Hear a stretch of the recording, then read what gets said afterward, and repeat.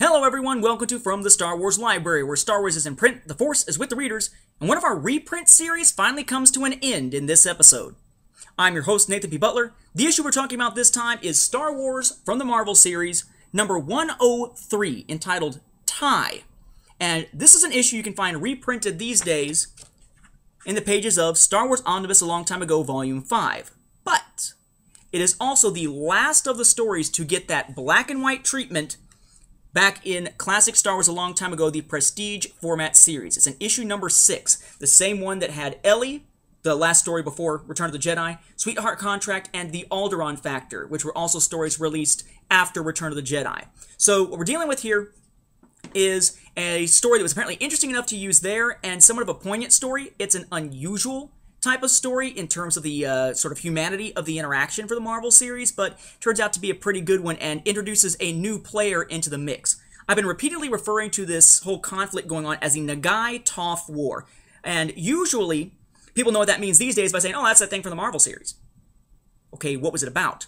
I don't know, Nagai and Tophs. Yeah, exactly, Nagai-Toph War. How'd you figure that one out? The Tophs are actually a new race we haven't seen yet in this series, but this is the issue in which they are finally introduced in I would say a big way, but that'd be making a joke about how freaking huge they tend to be.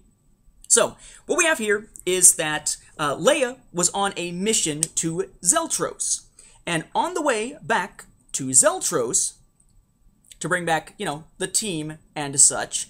Unfortunately, they show up in the middle of a pitched battle coming out of hyperspace. They get blasted by a cannon. They're over Trenwith, and they wind up having to sit down for repairs. When they do, they wind up finding an injured Nagai, Ty, whom they take captive. That is Wing Commander Ty there. And he winds up basically collapsing from his wounds, and they essentially take care of him.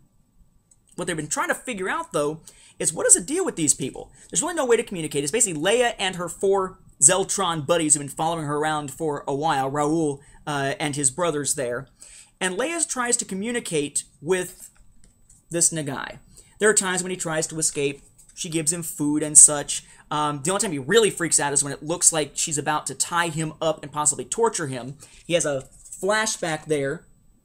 He's not communicating in basic, so a flashback there to being abused by some big oaf of some kind. Interestingly, the same kind of big oaf we saw among the bodies outside. Huh. Wonder who those guys might be. The Tophs.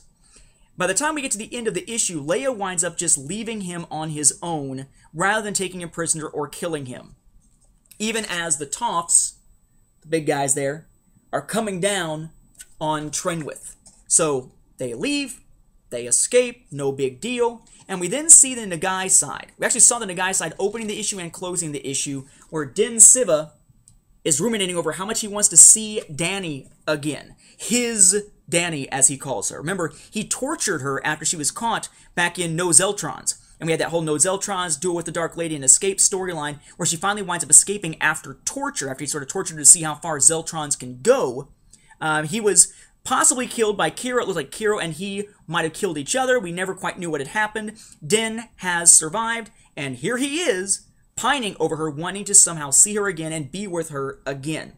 He is working for Knife, who has apparently recovered from his injuries back when we saw it in First Strike, where he got hurt and Bay took him away to get help. We do not see Bay himself, however, in this issue. At the end, we had this moment that really gives us a sense of what's going on with the Nagai, in that, as they come in, basically Ty says, you know, hey, I'm back. I'm alive. I'm okay. They treated my wounds. They gave me shelter until the way was clear for me to go. Despite the fact that I, too, was an enemy and they had me prisoner, they chose to free me. And Knife pulls out a knife, says, and you accepted this mercy from our enemies just to save your own life? Weakling!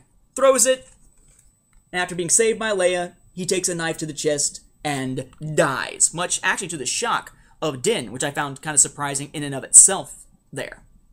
It's a quick little story. It's very much essentially the Nagai prisoner getting to know Leia and the sense that maybe this isn't just about the Alliance of Free Planets or this galaxy versus these Nagai from Nagi in Companion Besh, according to the Essential Atlas. Maybe there's more to it, because there's this other faction who's hunting down the Nagai, that we didn't know about before, these so-called Toffs, though they haven't got a name yet.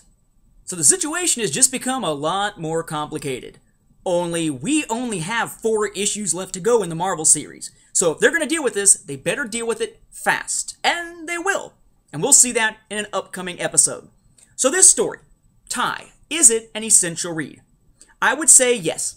If you're following the Nagai Toph War, you need to see this interplay and the introduction of the Toffs to be able to sort of see the big picture with all this. It's definitely essential for Marvel readers. I'd say they're probably going to find that this is essential also if you are a modern reader, if you're trying to follow the Nagai Toph War from the Marvel series. If you're not, then there's no point in me reading this era of the Marvel series anyway. With that, we'll wrap up this episode, and yay! The Prestige format series finally. Thank you for watching, and may the Force be with the readers.